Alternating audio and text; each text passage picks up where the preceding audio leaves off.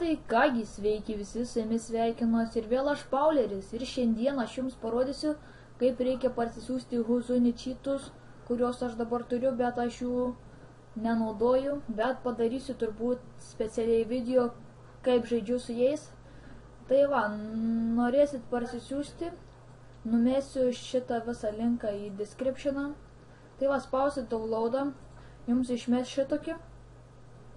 Ir aišku, jums bus viršui čia, jūs nusileisite į apačią ir pasirinksite versiją. Tai parsisiųsit ir jūs jį turėsit va štai ant ekrano ar kažkur tai downloaduose.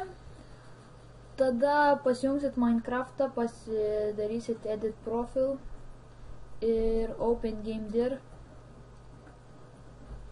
Tada atsidarom čia ir susirandam versions ir čia įkeliam ir įsisaugojam ir viskas. Bet aš kadangi turiu, tai nieko nebesisaugosiu.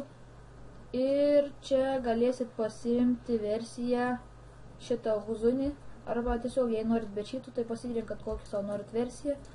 Tai va, baigiau šitame video tiek. Tikrai sulauksit video, kaip aš žaidžiu Hunger Games su cheatais. Sėkmės.